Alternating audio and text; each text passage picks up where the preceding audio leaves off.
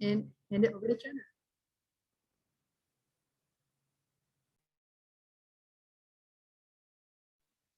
Great, and with that, we are being recorded announcement. Hello, everyone. My name is Jenna Weiner, she, her pronouns, as Kim mentioned. Very excited to be here with you for the next 50 minutes or so.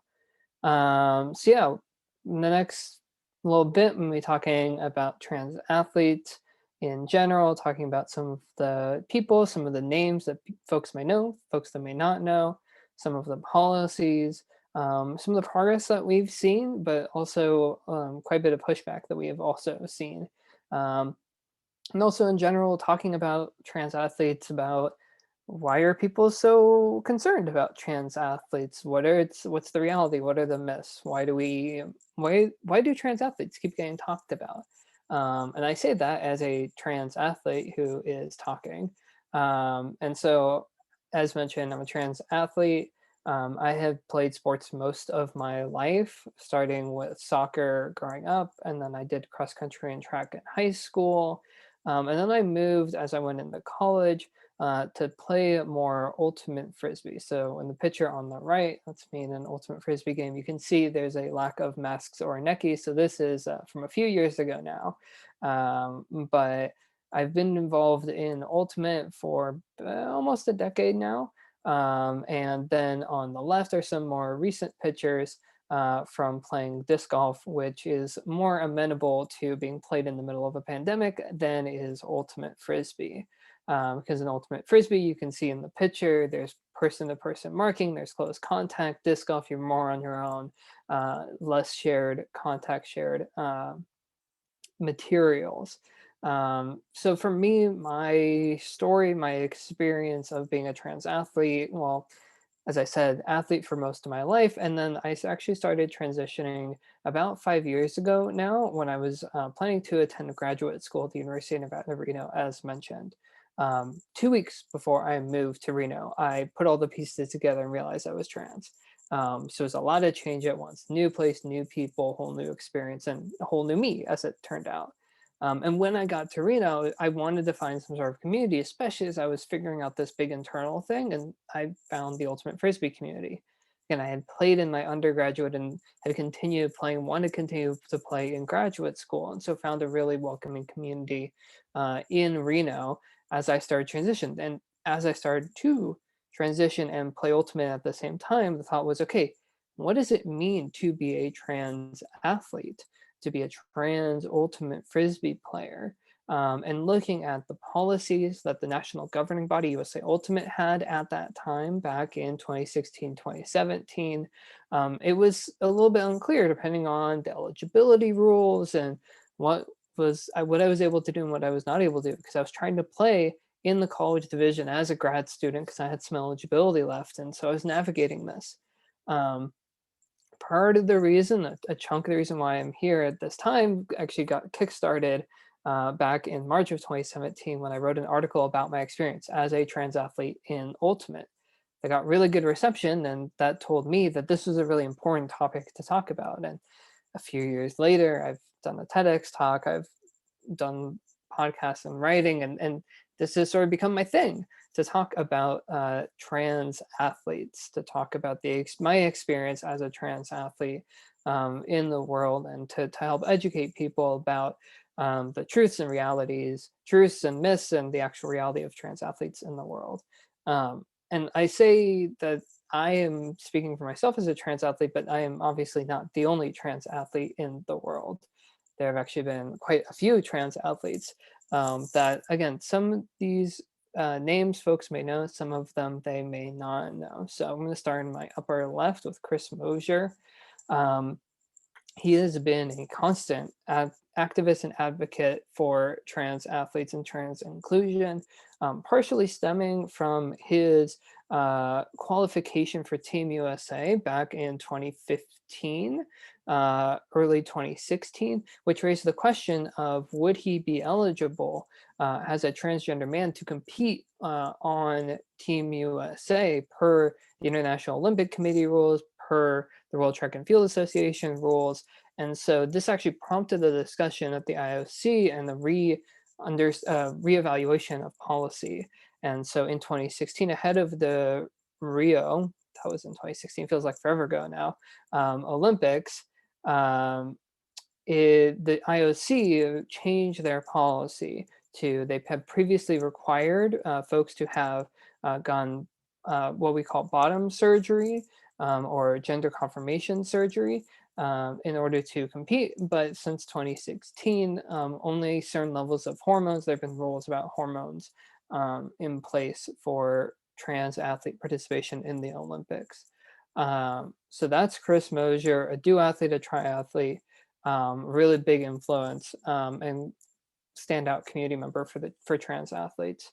I'm going to go to my right, talking about Andrea Yearwood and Terry Miller, two trans uh, track and field athletes, runners, who were both in Connecticut, and both, after having success in high school, had a lawsuit brought against them by cisgender or non-trans runners who had lost to them. Because of their success, um, there was complaints that, oh, it wasn't, quote unquote, wasn't fair for trans athletes to be competing in the women's field. Notably, when Chris Mosier is qualified for Team USA, there has been a lot less discussion about what it means for trans men to compete against men, which we can talk about more in a little bit. But in women's sports and girls' sports, there is much more anxiety about trans athletes, which again, I'll talk about in a little bit. So there's been a fur around Andrea and Terry. Both have since, I think both have graduated at this point. And the lawsuit has since been, I think mostly, if not entirely, dismissed. The Trump administration, the previous Department of Education under Betsy DeVos, did their support behind the lawsuit against these two trans athletes. But with the administration turnover, that support has been withdrawn, which is encouraging. So these are some other names to know as well. Then we move to, on the bottom right, Mac Beggs.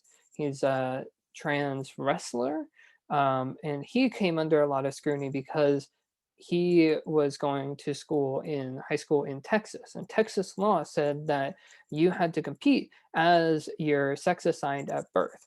And that forced Mac to compete against girls, which he didn't want to do, but had to because of this policy. And people sometimes hold up Mac as an incorrect example of, look, boys are dominating girls in competition. It's like, well, yes, you are having a trans boy competing against cis girls in a way that shouldn't happen if you allow people to compete against who they want to compete against, which Mac wouldn't have competed against the cis girls if he had the choice. So that was a big storm of controversy as well around Mac. Again, somewhat incorrectly used, and again, the focus being on women's and girls' sports. And then we have on the bottom left, Laisha Clarendon, WNBA basketball player, Team USA basketball member, also on my t-shirt that says trans people belong in sports, because Laisha is a trans athlete, identifies as non-binary, and they've been a really big advocate, very involved in the WNBA's advocacy efforts, in pushing them to have better recognition of trans and non-binary folks in a women's professional league. So they've really pushed that forward as well. We also happen to go to undergrad at Berkeley at the same time, which I am very, very pleased about as another trans athlete. So I'm putting some names out here because it's important when we're talking about trans athletes that people know the names, they know the stories, and there are many, many, many more that I could have listed here. These are just some of the easier folks to find, to talk about, to discuss when we're talking about trans athlete experiences, and every trans athlete experience is different in different ways. So that's something for folks to keep in mind when we're talking about stories and experiences. There is no one trans athlete story. There is no one way that people exist in the world, which then can be complicated when we're talking about the ways that policies are put into place based on different requirements. And I also will say that most, if not all of these folks have come out as trans and been in the public spotlight since 2015. So we're talking about trans athletes. This is I would say new phenomenon, but trans athletes have always existed. They just haven't been put under the microscope in quite the same way as they have in the last 5, 6 years or so. And that is especially true when we're thinking about the general acceptance of trans folks. It has been a growing movement in the last, honestly, since like I think 2011, 2012, where there's been movement and general acceptance of trans folks in society. And so you've seen trans athletes feel more comfortable about coming out in one way or another, and or sometimes they are forced to come out in different ways when these spotlights are put on them in different ways. And so I mentioned the lawsuit that was brought against Andrea and Terry. And currently, part of the reason why this is good timing, unfortunate good timing for me to be here talking with y'all is that there has been a rash of anti-trans bills in general, but actually focus for some of these bills on trans athletes. Again, focusing on girls and women's sports more specifically. And you can see the map here taken from Freedom for All Americans. They have a great resource for tracking different legislation. And this is anti-trans in athletics bills. And by my count, there are over 30 states that have had at least one bill proposed. A lot of these bills have died in committee, in hearings. There's only passed one house, got vetoed by the governor, which is great. But I think it's 5 states at the moment who have passed either by executive order or by legislation anti-trans in sports bills.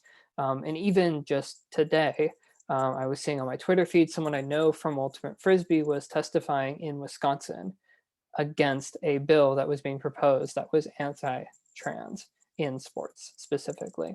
So this is an ongoing battle. And sure, we can see that California, I'm in San Francisco, y'all are down in SoCal, is clear. But that doesn't mean that there couldn't be these policies put into place locally or by individual schools or communities. And so it's not that we're immune from this entirely. And also, even if we have rules in California that protect broadly against this, which I think we have some protections, but I don't actually know how widely they cover folks, it still matters. It still shouldn't matter that we're seeing this pushback now. And often there's a question of, okay, why is there pushback right now?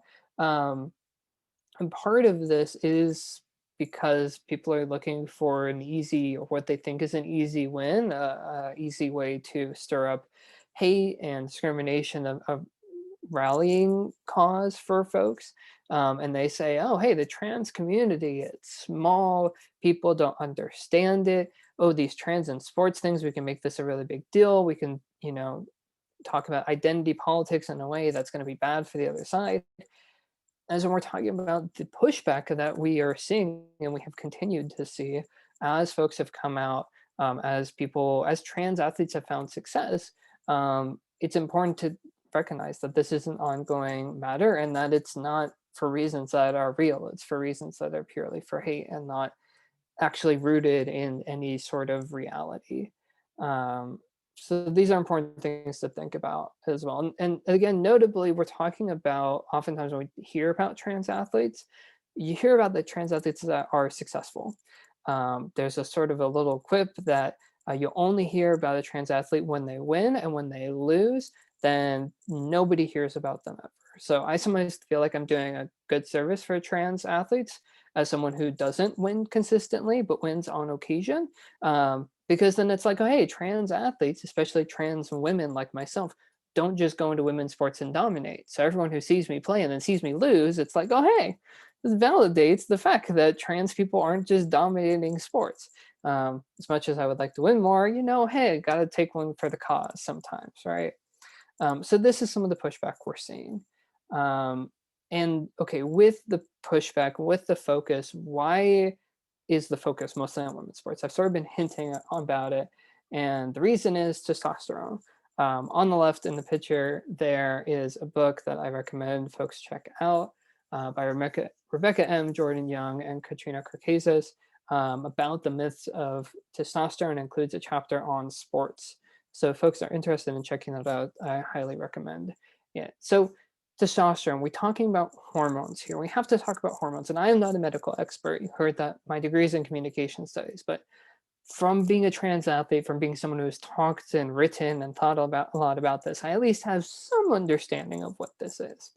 we're talking about hormones, and we're generally talking about when we're talking about hormones, we say we're talking about testosterone, which is generally more present in folks who are assigned male at birth. And then we have estrogen or the various forms of estrogens, which are more present in people who are assigned female at birth. Um, Talking about trans folks, oftentimes we're talking about medical transition, which is one part of a larger transition. We're talking about hormone therapy in a lot of situations, which is notably when we're talking about the youth sports, which often these bills are focused on youth sports. The use of hormone therapy for youth tends not to be done until at least sometime in their sort of teenage years. And so the idea that we have really young kids being uh, given hormones right away is just simply not the case. But okay, testosterone, estrogen. Why the focus on testosterone in particular? Why the focus on women's sports? The reason is because there's this idea that testosterone is this sort of magic drug, this magic hormone that magically makes people really strong and really fast and really athletic. And while, okay, sure, generally speaking, folks who are assigned male at birth, men, tend to be, by some marginal gains, slightly faster, slightly stronger, um, slightly more, I want to say athletically inclined. That's not even correct. Have some competitive advantages because of testosterone. And so the focus is on anyone who has gone through male puberty and seen to have some advantage because of the testosterone that has affected their puberty as they have gone through male puberty in one form or another. So for me, I went through male puberty. I transitioned around 22. I'd already done the puberty thing once, and I was like, you know what? I want to do that again. And so I've done the second puberty thing as a trans woman who's been on hormones for almost 5 years now. So the focus is on girls and women's sports because the question is, okay, if there are people who are assigned male at birth who then are trans girls or trans women, are they going to have some competitive physical advantage because of testosterone? The answer is no, for a lot of reasons. One, again, testosterone is not a magic thing. And because people in general have a really wide array of athletic capabilities, athletic interests, hormone levels, as I'll talk about more in a sec. And also just if we're talking about things that affect how well people compete in sports, it's also about access to resources and being able to attend practices and have access to personal trainers, and those types of things contribute to making people better athletes that are not medically related in any particular way. Um, so the assumption that there are people who will transition from men to women, who are trans women, who are trans girls, and they will go into women's sports and dominate because they've had some testosterone in their system makes no sense. It's not true. It hasn't been borne out. The Olympics have allowed trans folks to compete since 2004 and without surgery since 2016. So far, there have been zero trans athletes in the Olympics. There is maybe going to be one that I know of, maybe, at this upcoming Olympics. One out of many opportunities in women's sports. And in women's sports in general, there's sometimes are discussions about, oh, women's sports are going to disappear and you're just going to have a bunch of really beefy trans women who are dominating. It's never been borne out as reality. For one, there aren't enough of us, let alone enough of us who are athletically talented enough in specific sports who are in the same area to be able to do that. So again, it doesn't make a lot of sense. And the presumption that testosterone is the thing that makes everything go doesn't make a lot of sense. This also goes in the other direction. And this is why people tend not to talk about trans men or trans masculine people when talking about sports. There is an assumption. I think slightly cynically, this is true across the board, but I can't prove it, that anyone who has any association with femininity or female puberty at any point is going to be assumed to be inferior athletically. This is why you don't hear about trans men and trans masculine people, because the assumption is they've gone through they were assigned female at birth, potentially gone through female puberty, and then they transition and they are on testosterone, but they're never going to be able to compete with cisgender men. Again, I give you the example of Chris Mosher, who has made Team USA is arguably the most successful trans athlete, and people kind of ignore that he exists because then it puts a flaw in their argument. And again, the myth of testosterone as the magic thing, and that if you have estrogen in your body at any point, you won't be able to compete. I also give the argument to folks of like, okay, so I've transitioned one way. What if I were to transition back? Am I suddenly going to be weaker and less good than I was beforehand? I don't think so. Not necessarily. Because again, there are so many different factors. And often with trans athletes, the advantage that they get from transitioning is not that they're on testosterone, if they had testosterone in their body, but more that they are more interested in competing in sports because they feel more comfortable about competing in sports. So that's really what it boils down to. Again, with the T level specifically, with the testosterone level specifically, this is a plot taken from a article written in 2018 about hyperandrogyny, um, which is higher than average testosterone levels in women. You can see that through a number of different sports, there's larger sample size here than maybe immediately evident. But you can see that there is some overlap in terms of where women's testosterone levels are and where men's testosterone levels are in the same sports. Obviously, the means where they sort of fall on average are different, but there's no correlation between someone having a higher testosterone level and inherently being more athletically capable. Again, breaking down that assumption because we assume that testosterone does magic things and it does not. And we assume and we make policy based on the fact that we think that testosterone does all of these things and has such an impact. The reality is not so clear cut, and every person's experience is different as well, which when it comes to making policy makes things complicated in ways that obviously organizations want to have clear cut policy, and that's not as easy or fun to deal with. So, some organization names here, some examples of policies here. Starting in the upper left, the International Olympic Committee. I've mentioned before they've previously required surgery, they now have hormone requirements that have been slightly reevaluated for some different sports at different times. Um, but it sort of that one's still a little bit up in the air. International Olympic Committee currently has the level set for trans women, again, competing in women's sports. We talk about protected divisions, gender protected divisions. Oftentimes we're always talking about women's sports, the female division in terms of gender protected, because we're worried about women being fragile and not able to compete well enough. When again, it's not true. I've got my butt kicked so many times by cis women, like it's not even funny. Uh, so the IOC draws the line at 10 nanomoles per liter of testosterone. That is presumed to be the level at which you see reduced athleticism. Again, unclear on what the actual correlation is. So drawing a fine line there is hard, and also different people have different reactions to hormone therapy in different ways. And so you can't necessarily assume. There's also in the IOC policy, you have to be showing that you've had your levels stable, your testosterone level stable for a year.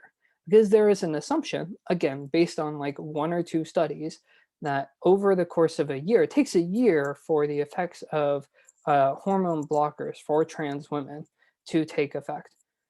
Again, depends person to person. From my personal experience, I found after just 5, 6 months, I was already finding it hard to keep up with some of the guys when I was playing Ultimate Frisbee. I used to be one of the fastest guys. Now I'm one of the fastest women, at least when I'm in shape for Ultimate Frisbee, because pandemic thing is a thing. And so, right, it shouldn't be surprising that people who are fast or strong before transition are going to be fast or strong after transition. They're the same people, just running on different hormones. So again, shouldn't be surprising, and it's different person to person. So the assumption that it takes a year is kind of silly. And the NCAA does a similar thing. Their policy, which was last put in place in 2011, so it's been a decade since they've last updated their guidelines. They say that you have to be on testosterone blockers. Again, the focus on testosterone here, again, for especially trans women, you have to be on testosterone blockers for a year before you're able to compete. Okay, but so you're saying is on day 365, I'm ineligible, but on day 366, magically something has changed. That makes no sense. Sure, hormones take time to take effect because it's like going through a second puberty. It's not the same for every person though. And so when we're talking about policies, we have to understand that we should be flexible or flexible as we can with policies or just focus on a model of inclusivity. I have two ultimate organizations here, or two flying disc associations here, WIFDIF and USA Ultimate. WIFDIF as a national body, as a governing body for a sport that's trying to get into the Olympics at some point or another, follows the NCAA, follows the IOC rules, again, trying to get in the Olympics, which is not ideal. USA Ultimate, when I started transitioning, had rules that followed the NCAA, except it was missing a lot of pieces and parts where I had questions and others had questions as well. So USA Ultimate has actually made some progress, and we're continuing to talk about progress in the recent years about changing their policies to be more inclusivity focused. And then we have the International Quidditch Association, which doesn't have any hormone requirements of any sort, and allows people to compete as they want. And the way that they regulate their participation in their sport and their games is what they call Title 9 3/4, which is a play on words for those who both know Harry Potter and know Title 9. And it's a gender maximum rule. So it's a maximum of 4 people of any gender, any one gender on the field at the same time. You're not limiting people, you're not pigeonholing people into spaces or places that they don't need to be. And you're allowing for trans and non-binary folks to participate as they want. Yeah, and if folks have questions, feel free to let me know. I'm happy to pause and answer questions. I'm also getting towards sort of the end of my presentation, so we'll have at least probably 15-20 minutes to have questions, have further discussion, what have you. Also, with these policies, I'm mostly talking about trans women because that's my experience. But for trans men, it's often that as soon as they take their first dose of testosterone, their first injection of testosterone, most likely, they are immediately ineligible to compete in women's divisions. Which again, testosterone acts quickly, but it's not instantaneous. So again, we're talking about trying to figure out policies that make sense. You either have to, if you want to have a limit at all, you should make it a window, say. So my sort of throw out examples for ultimate or for other sports that require like a year of hormone blockers or immediately people are ineligible as soon as they take their first dose of testosterone is have it maybe be 0 to 3 months for folks who are on T. And there's time for people to leave their women's teams if they've been playing and maybe they want to start T but want to finish out their season. Then it doesn't immediately kick them out of their teams or make their teams potentially ineligible. For trans women, sure, it takes a while for hormones to take into place. And if we're assuming that hormones affect athleticism in such a drastic way that you'll see significant changes, which some people do, some people don't, then maybe you have a 9 months to a 12-month window. There are problems with that approach because then there's ways of like, okay, but what are you measuring? How do you verify? But at least there's some flexibility and it's on instant, you're off your women's team becomes ineligible as a women's team as soon as you take your first dose of T, which is silly. And again, I'm talking broadly. We can talk about low doses of T. We can talk about various non-binary folks who want to medically transition or don't, because that adds more complication. We're talking about folks who maybe want to have medical transitions and maybe don't, and that affects their participation potentially. Like go-to examples, what if you have someone who's assigned male at birth who's non-binary who doesn't want to be on hormones? How do they compete? Where do they fit in? Because by most of our rules, they don't fit into our gender protected divisions, our women's divisions. But maybe they also don't feel comfortable playing on a men's team because of their identity as a non-binary person. Where do they fit in? How do we make space for these people, for non-binary athletes, for trans athletes in general, in a thoughtful way? I say all this, there's one quick sec. I mentioned trans folks, I mentioned non-binary folks. Can't forget to mention intersex folks, intersex athletes, which I almost forgot. but I have pictures here to remind me.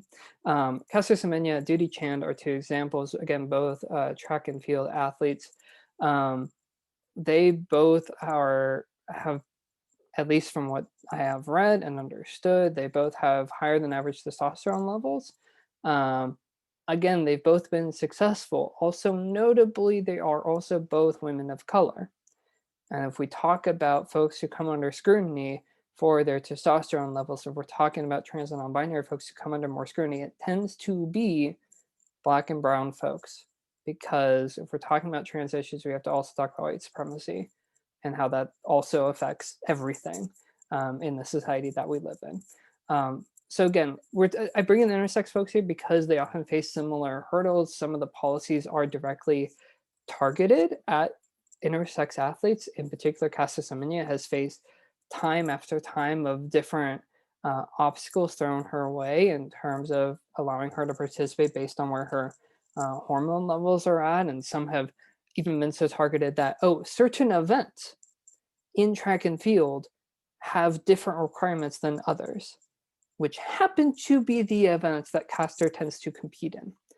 So if you're telling me that these things aren't targeted, then I ask that you do more reading, because it is often targeted. It is often targeted at queer, at trans, non-binary, intersex, Black and brown folks. Again, not always, but often. Again, going back to Jerry Yearwood and Terry Miller, Black trans girls who were the ones who had the lawsuits brought against them rather than other folks.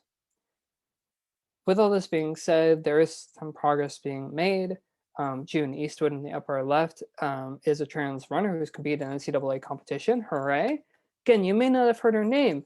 She's a white trans runner in Montana, not a Black trans runner in Connecticut. Also on the right, upper right, is one of my friends, Ashley Book, who's an ultimate player, trans ultimate player as well. USA Ultimate, since I started transitioning in 2016, since I wrote that first article in 2017, has had a couple of different iterations of policy changes. One that started to have more depth, be more comprehensive in terms of the language and allowing for different exceptions. But then the conversation was, okay, what about non-binary people? And as of earlier this year, USAU allows anyone of any gender identity to compete in whatever division they want without any hormone requirements, what have you. These are models of inclusivity where we're not regulating based on hormones. We're not regulating based on some assumptions about testosterone, but we're saying we're going to be as inclusive as possible. And then if there are issues, we'll deal with them. And so far, that has mostly worked because there aren't people who are trying to transition to gain an advantage. And if there were, you would be able to suss them out pretty quickly.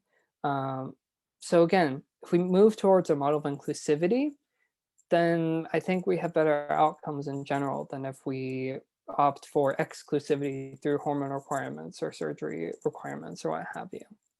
And then at the bottom, US Quidditch did put an update out in the sport of trans and gender nonconforming people, because Quidditch comes from the Harry Potter series, which is written by one J.K. Rowling, who is a notable trans exclusionary radical feminist, aka TERF. Not great at all. And US Quidditch just affirmed that even though they are a sport that's based on that book series, they affirm that they support trans and gender nonconforming people. So even in the face of hatred, even by the authors of the book series of the sport that people play, there is still support out there. There is still progress being made, just simply by the existence of trans athletes in the world, and the stories continuing to be told, and more understanding and recognition of the realities of our lived experiences.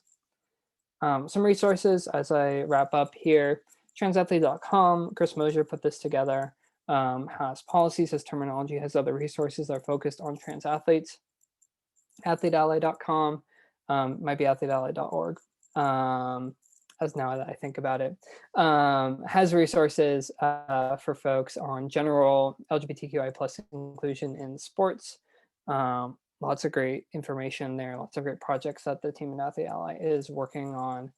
GLAD, HRC, and the Trevor Project are all national organizations that work on LGBTQI plus inclusion in different ways. Media, general, especially HRC has a really good glossary of terms, and the Trevor Project for More Mental Health support for especially LGBTQI plus youth. And then Freedom for All Americans is the website that I pulled that legislative tracker from. They have other legislative trackers that talk about other types of legislation as well. Cool. That is it. Thanks for having me. We're at almost 3:45, so we 15 minutes for questions, discussions, what have you. I went through a lot of material pretty quickly, and I may not be able to answer all your questions because often my answer is it's complicated or it depends person to person. So just hope folks have learned something and can continue to learn and grow going forward, because this is a constant discussion that we're having to have and will continue to be a source of discussion going forward. Thanks again, y'all. Awesome. Thanks, Jenna. It looks like we got 3 questions in the chat. If you want me to ask them to you, or if you want to just read them, let me know. I'm muted. I can just read them. Okay. Cool. I am going to start at the bottom from what I see and go up. Can you comment on Caitlyn Jenner's recent comment regarding trans athletes in girls' sports, and how has that impacted the progress forward, if any? I'm going to keep my comments clean and say that Caitlyn Jenner is unhelpful and that she is very hypocritical, as she has competed in and continues, I think just recently, has signed up for a women's golf tournament despite saying that trans women shouldn't compete in women's sports, which, like, lady, figure yourself out there. How has it impacted the progress forward, if any? I hope it hasn't really impacted the progress forward. It's just more, honestly, it's kind of like more annoying for folks like me and other trans folks to be asked about, hey, what do you think about Caitlyn Jenner? It's like, we don't care about Caitlyn Jenner. Glad she's transitioned. She should do her own thing and not negatively affect the community, because that's real terrible. Those are my thoughts in brief. How can we use Title IX to leverage more inclusivity in sports that have not adapted to be trans inclusive? That's a little tricky because I haven't worked in like high school, university, college administration. Is it more of a legal question? Kind of. The recent, I think it's Bostock, I think is what I remember correctly, decision that held that there shouldn't be discrimination against LGBTQI plus people on the basis of sex. Let me just confirm that that's Bostock that I am talking about. Bostock. You gonna give me the right thing? No. Anyway, that decision I think does help Title IX moving forward in terms of affirming inclusion. I think it depends on the school and situation a little bit as well, just based on the Title IX office, what their capacity is, because I often know that a lot of colleges and universities in particular have like one Title IX person who is somehow responsible for like literally everything Title IX related, and that's kind of ridiculous. So if anything, we can leverage Title IX to say, hey, our Title IX office needs more support so we can actually do more things and not be super spread out all over campus. And how do we better support our students and student athletes? And so I didn't really touch on this, but it often goes back to, for especially trans students and student athletes, just about affirming them as people and including them as ways you would include other people. Like if folks decide that they want to change their name or change their pronouns, like using that name and using that pronouns. And if they, especially if we're talking about student athletes, if folks come out to like their coach, but maybe they're not out in other spaces, engaging with that student athlete and saying, hey, like, who knows? Do you want me to tell anyone? Do you not want me to tell people? How can I best support you in, if they're a trans student athlete, navigating potential NCAA things or other organizational policies that may or may not be trans inclusive? So it's often the basic stuff that tends to be most helpful when it comes to talking about supporting folks, affirming their identities, saying that you'll support them, and especially if you're in some sort of administration or legal position, legal some sort of advisory position, being able to know what you can do to help support them if maybe when issues do come up. Um, and especially like also in general, making sure that there are policies in place, both on like a college wide level and in general with like athletic departments saying, hey, if there's an issue that comes up, we won't tolerate homophobic or transphobic language, and making sure there's a process of accountability there as well. Again, these are kind of general answers, but it often is just the general basic stuff that can be the most helpful, at least as a starting point.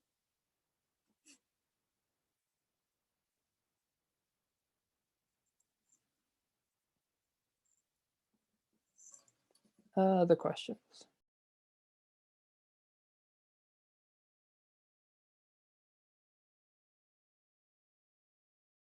Happy to talk about myself, happy to talk about policies, happy to talk about whatever. Got 10 minutes left or so. How can we contact you later? That is a very good question. Let me give you my email. Which one should I give? Let's give this one. I have too many emails. That one is available. Yeah, having some sort of advocate is definitely helpful for students. And again, it depends on the situation. If we're talking about athletes, it often is. If we talk about if we talk about student athlete experiences, it is often coaching staff who are some of the first to know and some of the most trusted people, or hopefully some of the most trusted people for folks, if we're talking about athletes. And so oftentimes it is up to coaches and coaching staffs and athletic departments to make sure that they know the resources that they can offer, that they can maybe do a little bit of the work on behalf of the student to say, hey, do you want me to reach out to our Title IX office? What can I do to help make this easier for you? Making sure that you, again, know what policies are in place or aren't in place, in one form or another. And if they're not athletes, if they're not student athletes, then yeah, some advisor or teacher, professor, what have you, having someone can be really, really helpful, especially if someone's trying to figure a lot of stuff out on their own.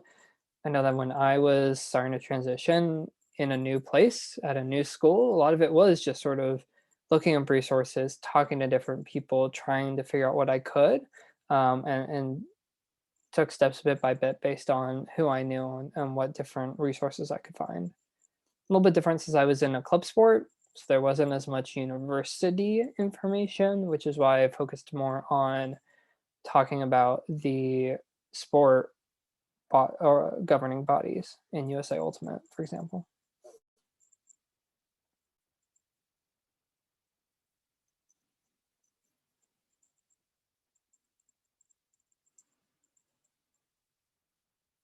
Goal of your organization to allow folks in the gender remain gender protected sports, or rather focus on creating more co-ed spaces? Talking about my organization is complicated because I wear many hats. I think the answer is both.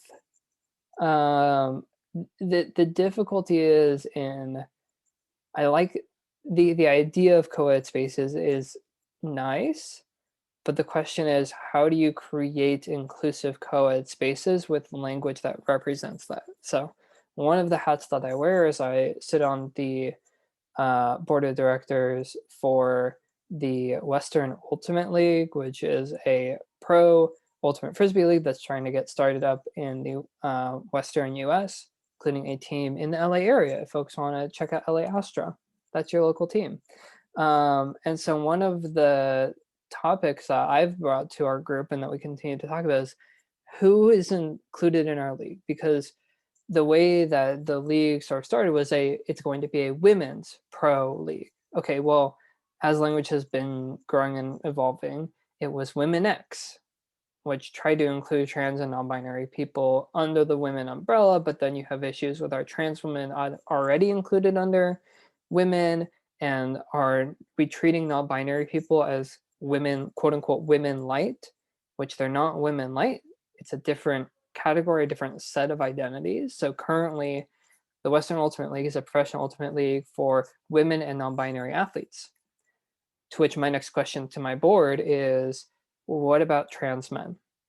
Do we want to include trans men in our league? We don't want to include cisgender men in our league. We know that much. We also don't want to say this is a league for not cisgender men and center that identity. But we also, the question is, do we want to include trans men? Because they have marginalized gender identities, because we don't think or talk about trans men very often. But if we do, we can't call ourselves a league for women and non-binary people because we are not, those identities don't cover trans men. So the question is, do we try to create this space with a certain name or label? Do we literally call it like a women and non-binary and trans men athlete league? Do we call the league for all players of marginalized gender identities? It's kind of wordy and hard to put on like a little logo. And so that's the question, right? That is kind of a co-ed space.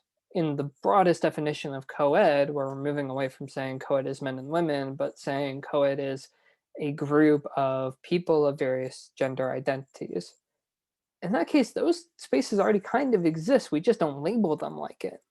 Because non-binary people exist in spaces that are gendered in different ways.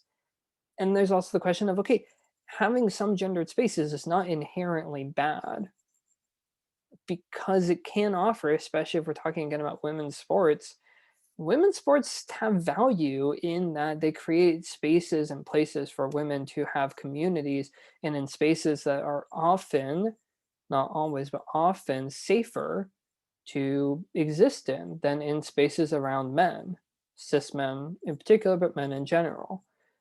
And so it's also figuring out, okay, if you have a women's team, a women's division, how do you make that space feel inclusive so that a non-binary person, a trans woman, feels like they can join the team without issue?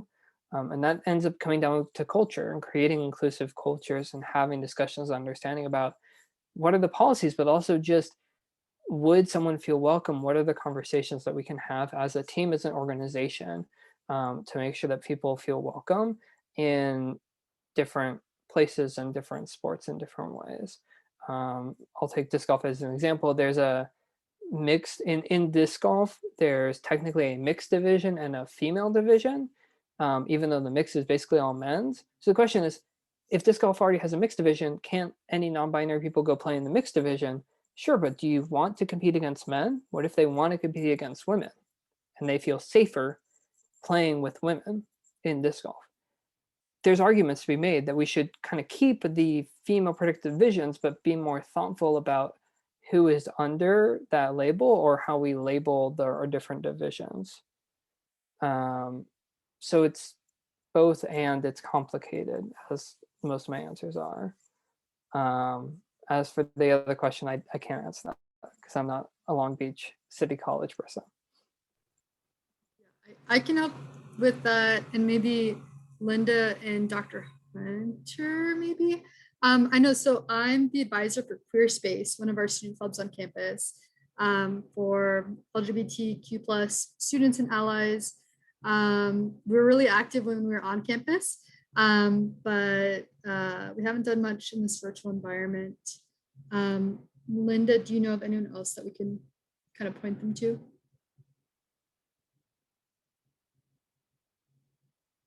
I might have to unmute you. Not that I can think of off the top of my head, but I don't know if Dr. Hunt is still here.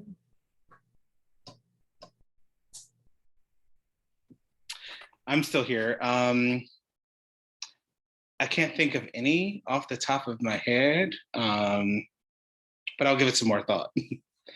There.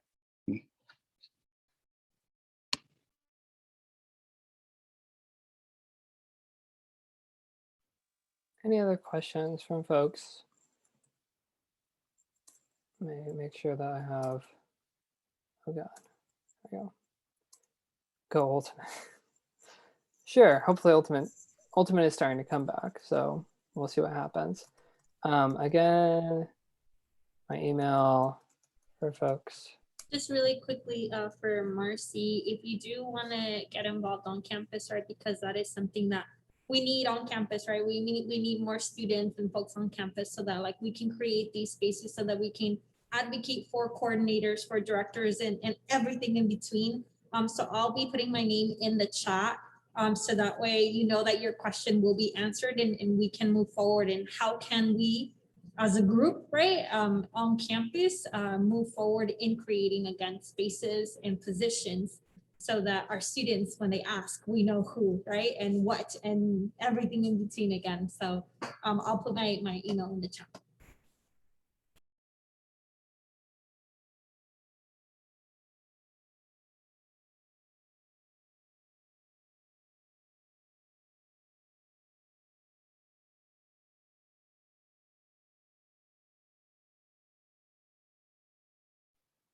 Awesome. Any last questions for Jenna? Anyone?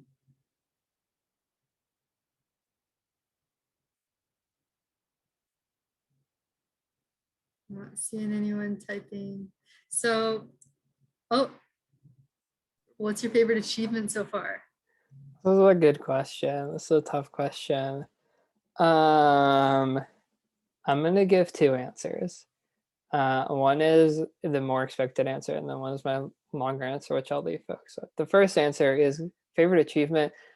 I mean, I have thought, wouldn't it be cool to give a TEDx talk or a TED talk for like a long time? And then like I got to do that in 2019, and like that was super cool.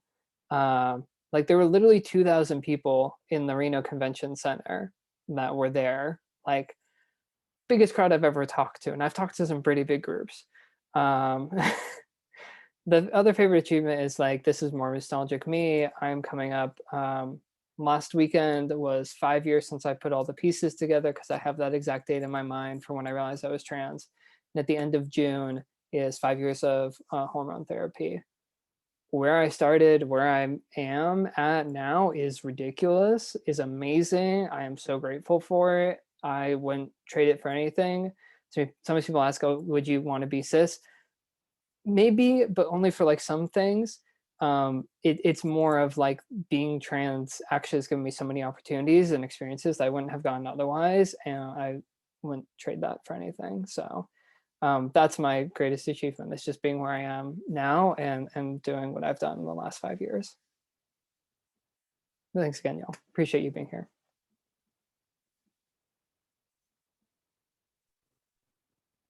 So much love happening in the chat. I love it.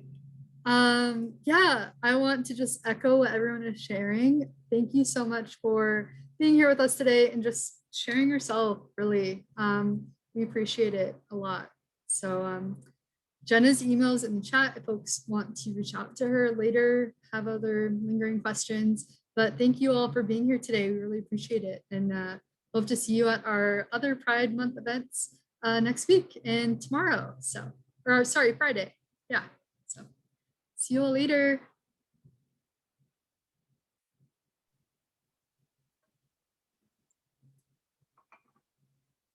Yeah, I guess I could have dropped my Twitter handle in as someone else had dropped it in, but like whatever.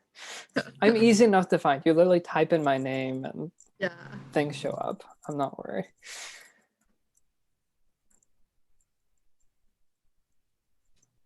It's such a good turnout. So glad that was cool. That was fun. We're still recording. Yes. Thanks.